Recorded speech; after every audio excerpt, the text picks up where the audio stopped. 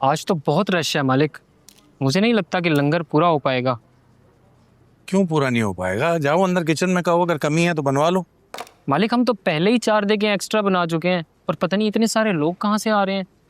अरे भाई 4 बने या 8 बने, 10 बनवा लो, मगर उनको तो खिलाओ यार। हम कौन सा अपनी जेब से खिला रहे हैं, हम तो वही खिला रहे हैं ना जो अल्लाह उनको खिलाना चाहता है। जाओ बनवाओ जाके। जी ठीक है। माशाल्लाह आपकी बात सुनकर बहुत अच्छा लगा शाह साहब, अल्लाह ताला आपको और ज़्यादा खैर देगा इंशाल्लाह। बहुत शुक्रिया भैया, ये तो बस अल्लाह ने हमें वसीला बना दिया है, खिलाने वाली ज़ात उसी की है। अस्सलाम वालेकुम। वालेकुम अस्सलाम।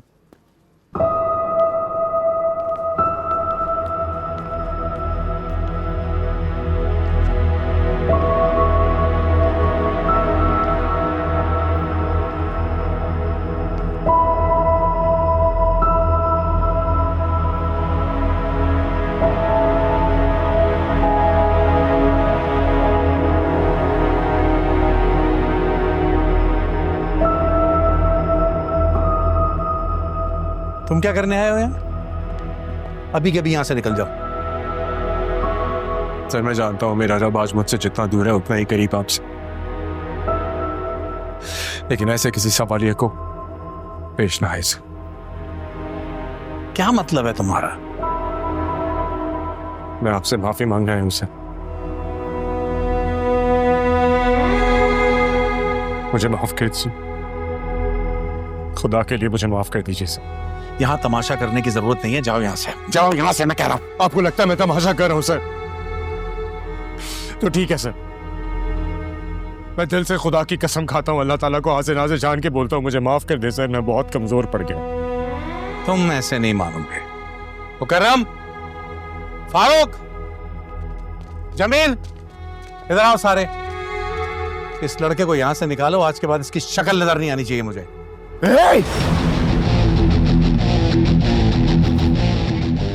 कोई हाथ नहीं लगाएगा, ये मेरा और शाह साहब का मामला है। जिस मोहब्बत में अना शामिल हो जाए वो मोहब्बत कहलाने के लायक नहीं रही। मैं तुम्हारी शक्ल भी नहीं देखना चाहता। अगर उसकी अना उसके लिए बहुत बड़ी है ना, तो मेरे लिए मेरी सेल्फ रिस्पेक्ट बहुत कीमती है। मुझे तो लगता है ये लव और ईगो का चक्कर है। मुझे लगता है कि बस सारी खराबी मेरे नसीब की है। यार मेरी बात सुनो। देखिए नया ड्रामा सीरियल फासले 5 दिसंबर से जुम्मा से इतवार।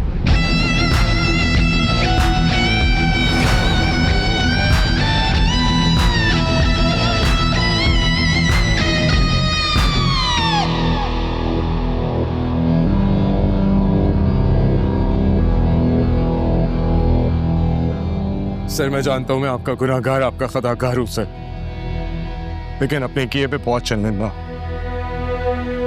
मैं जानता हूं उस दिन मैंने इन्हीं लोगों के सामने, आपके स्टाफ के सामने आपको धमकियां दी, आपको बुरा भला कहा। मैं आज इन्हीं लोगों के सामने, आपके स्टाफ के सामने अल्लाह ताला को हाजिर नाज़िर जान के उनको गवाह बना के आपसे माफी मांगता हूं सर।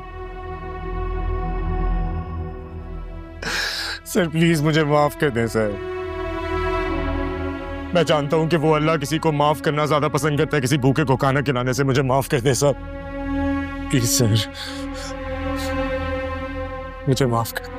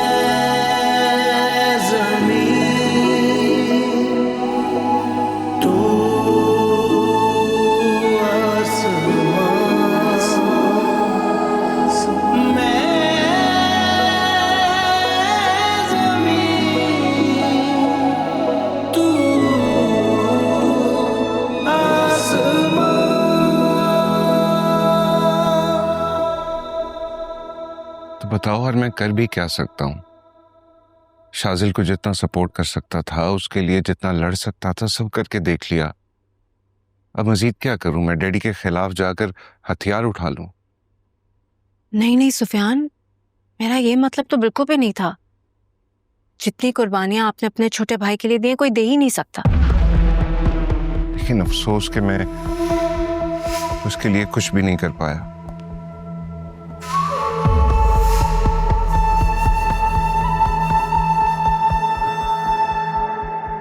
सिचुएशन बिगड़ती जा रही है। तैमूर अंकल को हकीकत का पता चल गया है, वो डैडी के खिलाफ हो चुके हैं। और मान लो कि हमारे एंड से अगर सब कुछ ठीक हो भी जाता तो हुरम के फादर उनका क्या करेंगे? शाजिल की खातिर डैडी ने उसके आगे हाथ तक जोड़ लिए, लेकिन शहाबुद्दीन टस से मस ना हुआ। सही कह रहे हैं आप। और फिर शाजिल ने भी कोई कुछ कम तो नहीं किया ना। हुरम के फादर का गिरबान पकड़ लिया, उन्हें धक्के देके घर से बाहर निकाला।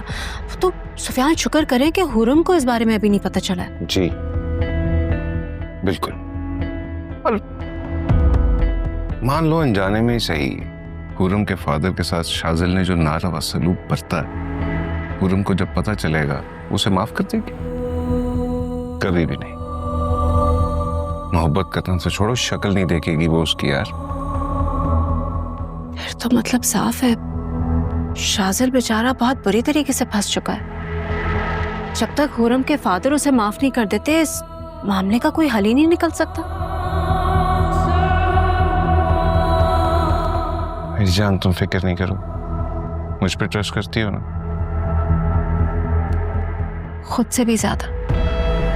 तो मैं वादा करता हूँ कि शाजिल की शादी हुरम से ही करवाऊंगा, लेकिन एक शर्त है मेरी। कैसी शर्त? एक अच्छी सी चाय पिलवा दो और एडवांस के तौर पे प्यारी सी स्माइल दे दो। चाय लेकर आती हूँ आपके लिए। Thank you.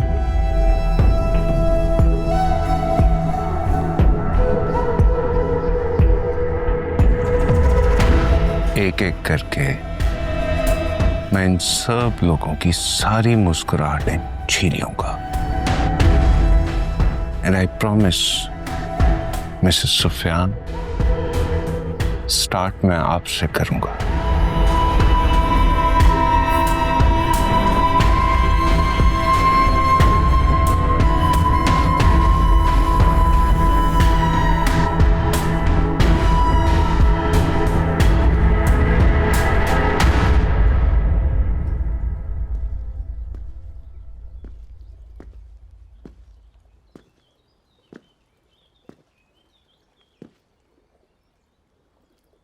ये क्या बेवकूफी है बच्चे?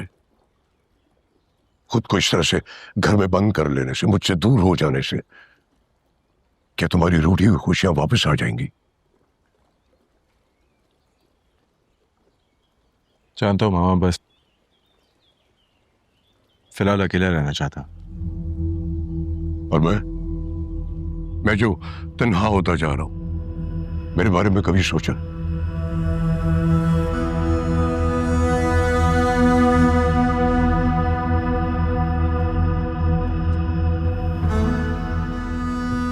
तुम तो जानते हो बच्चे, तुम्हारी खातिर मैं तैमूर से उलझ रहा हूं, जोया को नाराज कर रहा हूं, मगर वो हुरम का बाप शहाबुद्दीन राजी ही नहीं हो रहा। तुमने देख लिया ना, मैंने उसकी कितनी मिन्नत समाजत की, यहां तक कि हाथ जोड़ दिए उसके आगे। अपना रुतबा, अपनी हैसियत सब रोन डाला। किसके लिए बच्चे? सिर्फ तुम्हारे लिए।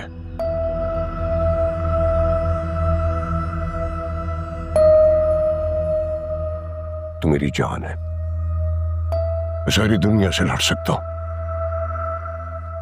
लेकिन तेरी आंखों में आंसू नहीं देख सकता। जानता हूं अपन से कितना प्यार करते हैं, मगर क्या कर, खुद बहुत बड़ी मुसीबत में फंस गया। तू एक इशारा करे ना, तो मैं हुरम को उठाकर लाकर तेरे सामने बैठा सकता हूं। नहीं मामा, कहते हैं मोहब्बत में सब जायज़ है, लेकिन मैं नहीं मानता। मैं उसको पूरी इज्जत के साथ, उसकी फैमिली की रजामंदी के साथ इस घर में लेके आना चाहता।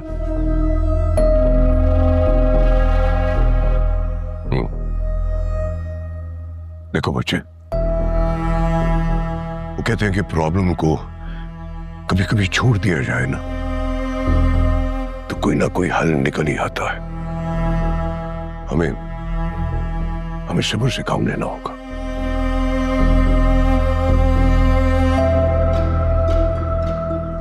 तुम मेरा एक काम कर सकते हो।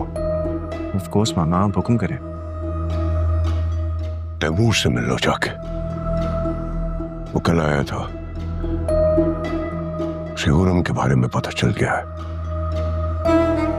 और मेरी ये ख्वाहिश है बच्चे कि जो भी मामलात चल रहे हैं उन्हें हम बड़े अच्छे तरीके से हैंडल करें।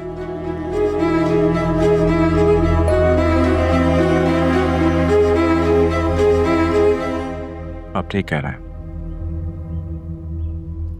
लेकिन मैं ये सोच रहा हूँ कि तैमूर अंकल को हुरम के बारे में पता कैसे चला।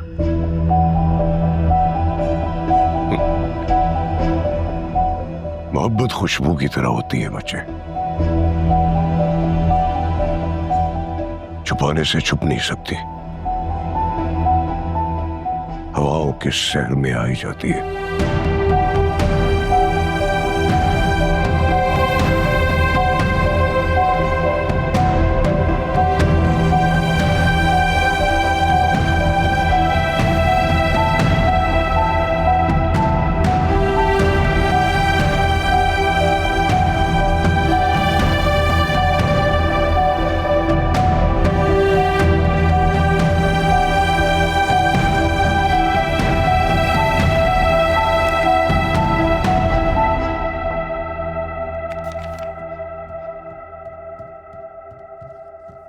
पापा,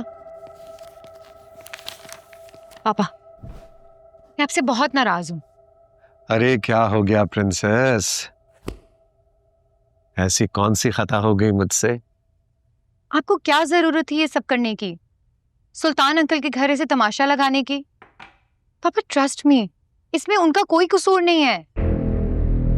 बिल्कुल कसूर है। तुम्हारे और शाजिल के रिश्ते को यकीनी बनाना उसकी जिम्मेदारी थी। मुझे तो अफसोस है तुमने भी इस हवाले से मुझे कुछ नहीं बताया। वो तो भला हो सुफियान का कि उसने इतनी बड़ी बात मुझ तक पहुंचाई। बट आई स्टिल बिलीव कि सुफियान भाई को ये हरकत नहीं करनी चाहिए थी। बिल्कुल करनी चाहिए थी, क्यों नहीं करनी चाहिए थी? अब तुम उसका नाम किसी के सामने मत ले लेना। तुम्हें मालूम है ना वो हमारी फैमिली के साथ कितना सिंसियर चल रहा है। हाँ, इसमें तो कोई डाउट नहीं है। आज भी वो बड़े भाई की तरह मेरे साथ खड़े हैं। पर पापा प्लीज, आप सुल्तान अंकल को थोड़ा प्यार से टैकल करें। आफ्टर ऑल वो आपके बचपन के दोस्त हैं। बेटा तुम्हारे साथ इतनी ज्यादती हो रही है, मैं कैसे चुप रह सकता हूँ? पापा, आपसे अगर कोई चीज मैंने सीखी है ना तो वो ये है कि खामोशी कमजोरी नहीं है बल्कि एक हथियार है। जंग में इस्तेमाल की जाने वाली सारी स्ट्रेटजीज इसी हथियार से बनाई जाती हैं और शोर शराबा बस दुश्मन को चौकन्ना और आगाही करता है। क्या हुआ? ऐसे क्यों देख रहे हैं आप मुझे? अच्छा फील कर रहा हूं। मेरी नन्ही सी प्रिंसेस आज इतनी बड़ी हो गई कि मुझे सियासत सिखा रही है। कुछ चीजें जो मोहब्बत सिखा जाती हैं कोई और नहीं सिखा पाता। पता है पापा, मैं कभी कभी सोचती हूँ कि मैं आपकी सगी औलाद ना होके भी आपके इतने करीब हूँ। अगर मैं आपका खून होती तो आप मुझसे कितना प्यार करते। ऐसी बात ना सोचते हैं ना कहते हैं। तुम्हें मालूम है ना तुम मुझे अपनी सगी औलाद से भी ज्यादा अजीज हो। तुम्हारी एक खुशी की खातिर मैं अपनी जान भी दे सकता हूँ। I love you. I love you too बेटा। जानो तुम मेरी। चाय।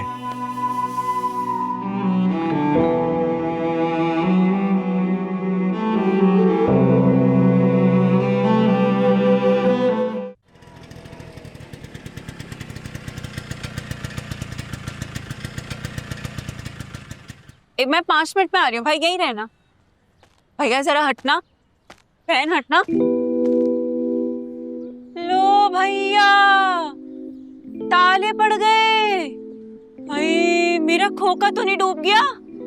बाजी लगता है कि आपसे भी टिप्पल गाने के लिए पैसे दिए हुए थे। हाँ तो और क्या, लेकिन ये तो ताला पड़ा हुआ है। कहीं ये मेरे पैसे लेकर 9-2-11 तो नहीं हो गए? नहीं नहीं बाजी, कैसी बातें कर रही हो? ट्रिपल शाह पर शक। तोबा तोबा, ये देखिए उनकी करामात। एक ताला लगा के गए थे और 3 हो गए। अच्छा तो तुम क्यों यहाँ पे खड़े हो? जाओ बैठो ना घर पे सुकून से, चैन से। बाजी हम भी अपने पैसे ट्रिपल करवाने आए और पहले भी 2 बार आ चुके हैं। शाह साहब ने बरकतों के सिलसिले बना दिए हैं। अब तो बस दरवाजा खुलने का इंतजार कर रहे हैं। जैसे ही ट्रिपल शाह आएंगे ये पैसे उनके दरबार में रखकर चले जाएंगे। सब्र रखें बाजी, आपके पैसे भी ट्रिपल हो जाएंगे, परेशान नहीं हो। अच्छा अच्छा ठीक है भाई, शुक्रिया शुक्रिया भाई।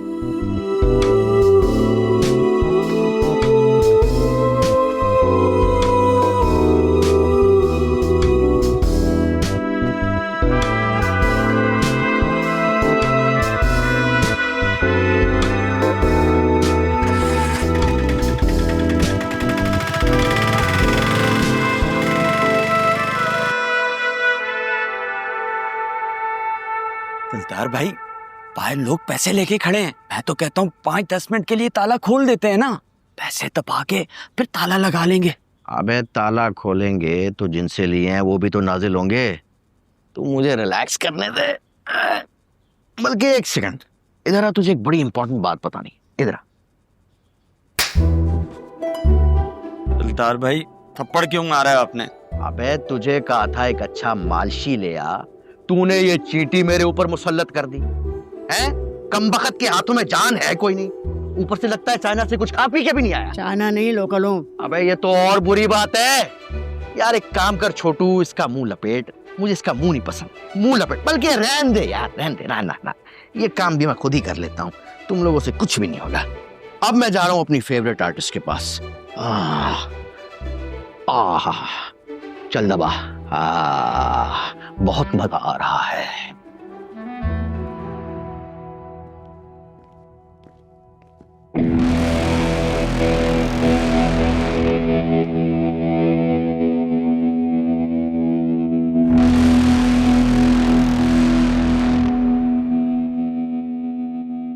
ये मैं क्या देख रहा हूं? मुझे अपनी आंखों पे यकीन नहीं आ रहा। तुम तो सच में आ गए शासन। कितनी अजीब बात है, मैं चीफ मिनिस्टर हो के कितने दिनों से तुम्हारा मुंतजर था। ऐसी क्या खास बात है तुम्हें? हाँ, मैं एक ऐसी बेटी का बाप हूं जो तुमसे बहुत ज्यादा प्यार करती है। झुकना तो बनता है। Have a seat.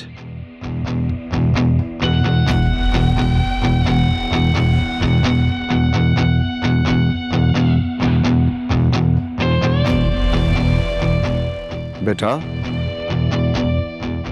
बैठो।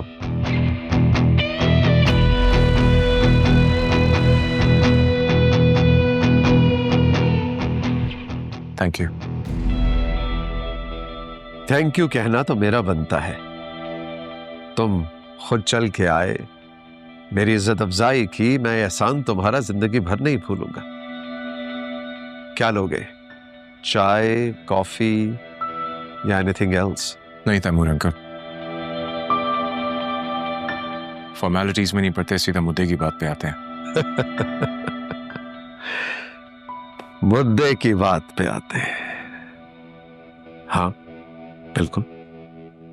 जानते हो एक घोड़ा कितना भी तेज, तंदुरुस्त और नस्ली क्यों ना हो, जब तक उसे एक ऐसा घुड़सवार नहीं मिलता जो उसकी लगामें अपने हाथ में पकड़कर उसे काबू कर ले, तब तक वो घोड़ा भटकता रहता है, कभी अपनी मंजिल तक नहीं पहुंच सकता। ऐसे क्या देख रहे हो? ये जो मिसाल मैंने दी है, इसमें घोड़ा यकीनन तुम ही हो। और घुड़सवार तुम्हारा भाई या तुम्हारा बाप नहीं, मैं हूं, तैमूर सिकंदर।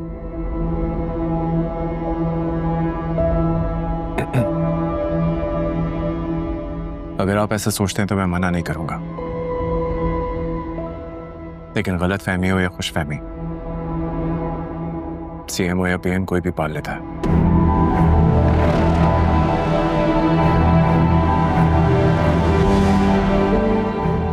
ये तुम नहीं, तुम्हारी मोहब्बत का जुनून बोल रहा है शासन। लेकिन जानते हो इसमें प्रॉब्लम क्या है? इश्क और दिमाग का आपस में कोई ताल्लुक नहीं होता। शायद इसीलिए ये अमृत जिसने भी पिया है उसके लिए जहर साबित हुआ है। रोमांस की हिस्ट्री उठा के देख लो।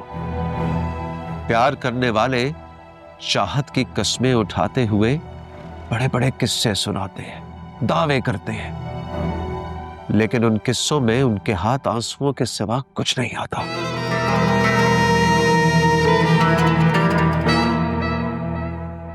और हाँ, क्या नाम है उसका जिसे मोहब्बत की बहुत बड़ी निशानी माना जाता है?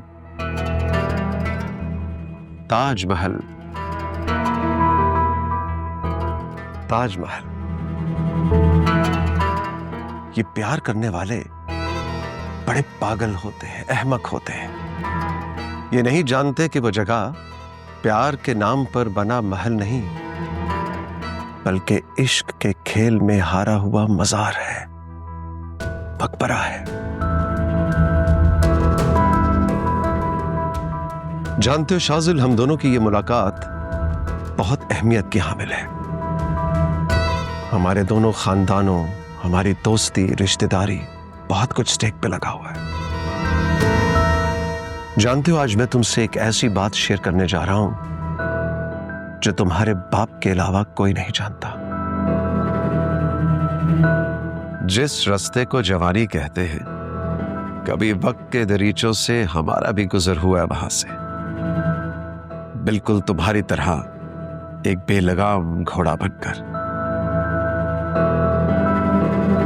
लेकिन मैं खुशकिस्मत था कि मुझे एक अच्छा घुड़सवार मिल गया, जिसने मुझे मोहब्बत और तख्त के बीच का फर्क समझाया। और फिर मैंने मोहब्बत को कुर्बान करके अपने लिए तख्त चुना। और क्यों ना करता? मुझे मालूम था कि ये इश्क माशूक़ी के किस्से सिर्फ अफसानों में, किताबों में अच्छे लगते हैं, हकीकत से इनका कोई ताल्लुक नहीं होता। तो बदले में देखो मुझे क्या मिला। आज मैं इस मुल्क का सबसे पावरफुल इंसान हूं, और ये तुम भी बन सकते हो। सो जो पावर और पोजीशन मैं तुम्हें ऑफर कर रहा हूं, ये करोड़ों में किसी एक को नसीब होता है। So choose very wisely, my son.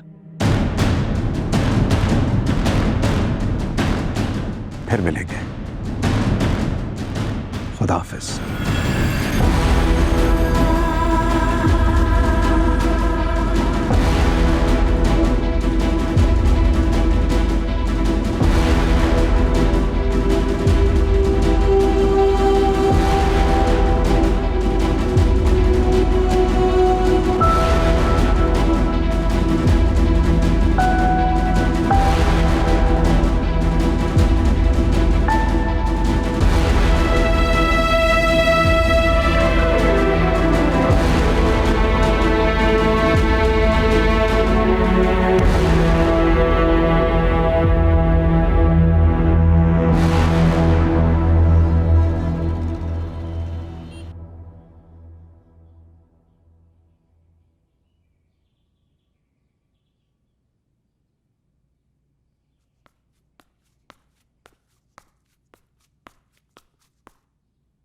अस्सलाम वालेकुम मम्मी।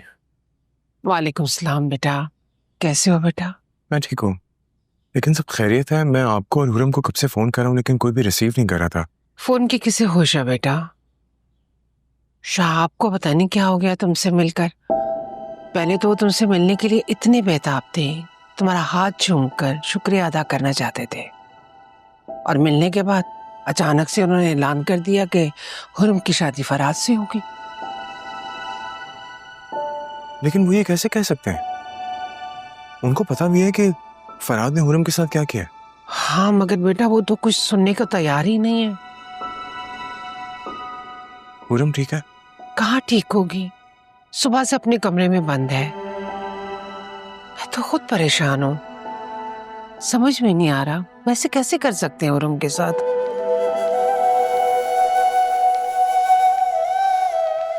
हुरम भी आ गए।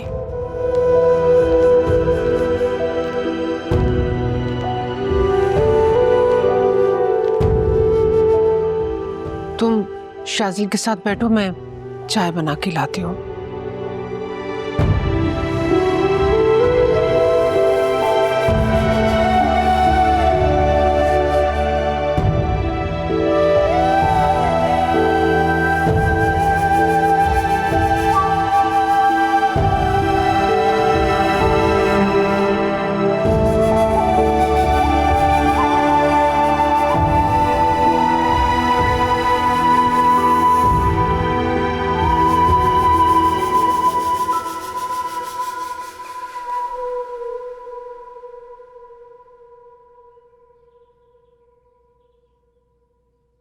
मैंने बस पूछने की बहुत कोशिश की, अचानक क्या हुआ, उन्होंने हमारे रिश्ते के लिए इनकार क्यों कर दिया? उन्होंने कुछ भी नहीं कहा, एक लफ्ज कहे बगैर फैसला सुनाकर चले गए। पता नहीं शाहजहां अब्बा को क्या हो गया, इससे पहले कभी उन्होंने ऐसा नहीं किया। मैं हमेशा मेरी खुशी को तरजीह दी है और पता नहीं कोई वजह जरूर है, शायद परेशान है या क्या। तुम्हें क्या लगता है?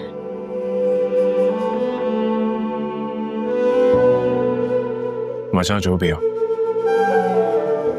मैं वादा करता हूं तुम्हारे बाबा से मिलकर उनके सारे खदशात दूर कर दूंगा।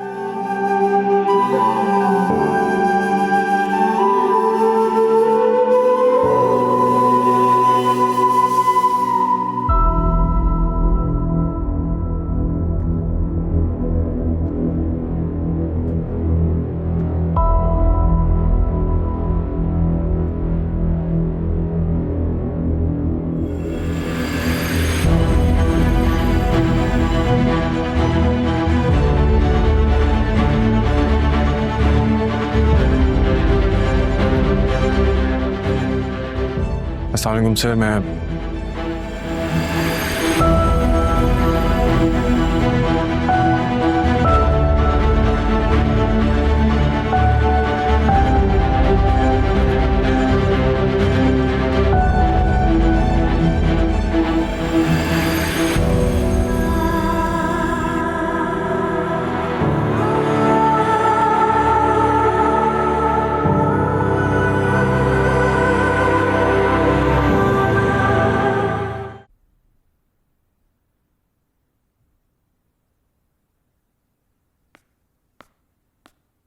फरीदा, ये लड़का क्या कर रहा है इस घर में?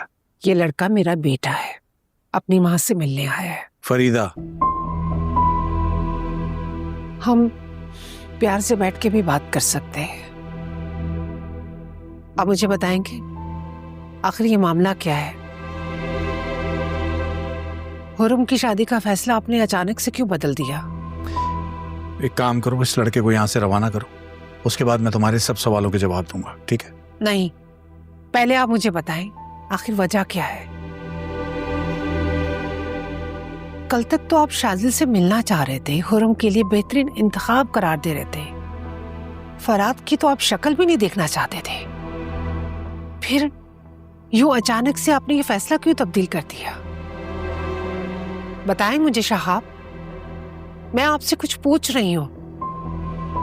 मैंने कहा ना, मैं बताऊंगा, तुम्हारे हर सवाल का जवाब दूंगा, खुदा की कसम बिल्कुल सच सच बताऊंगा, लेकिन इस उम्मीद पे और इस वादे पे कि तुम किसी से कुछ नहीं कहोगी, हुरम से भी नहीं। शहाब, कह रहा हूं ना, हाथ जोड़ता हूं तुम्हारे सामने, प्लीज मेरी बात समझो। जाओ जाओ ना।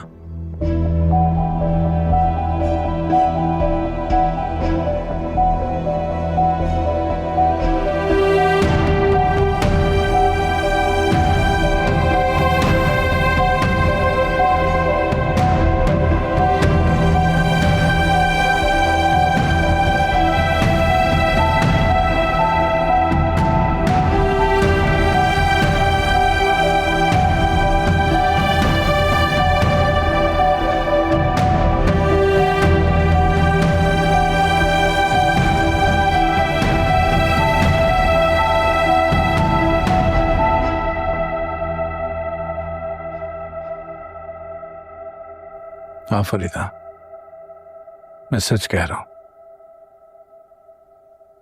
शाजिल उसी गुंडे का बेटा है जो हमसे हमारा सब कुछ छीन लेना चाहता है।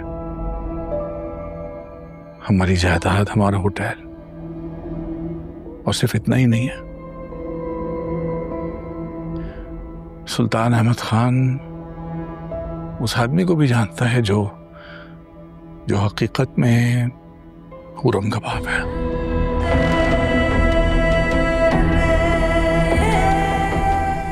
उसे धमकी दी है कि वो ये राज फाश कर देगा।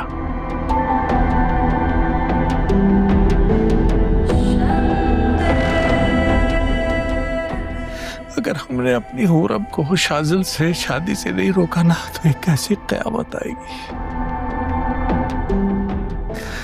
एक ऐसी क़यामत आएगी जो हमारी हुरम को बहा के ले जाएगी।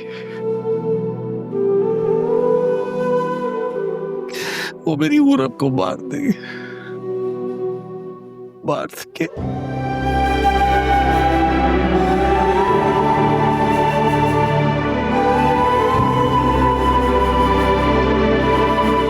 अब तुम बताओ,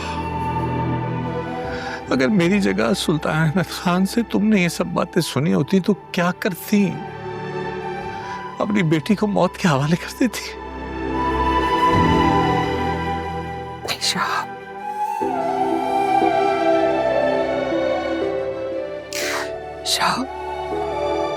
हुरम शाजिल का बिना नहीं रह सकते, वो मर जाएगी उसके बगैर। शाह, कैसे जिंदा रहेगी वो? तो फिर फैसला तुम कर लो, अपनी बेटी को कौन सी मौत देनी है तुमने? शाह, नहीं फरीदा, नहीं, हमें ये सब कुछ यही खत्म करना होगा, कुछ भी करके। क्योंकि अगर हुरम को हकीकत पता चल गई ना, तो उसका एक एक सवाल कई 100 सवालों में बदल जाएगा, और जवाब में हमारे पास हुरम को खो देने के सिवा कुछ भी नहीं होगा, कुछ भी नहीं।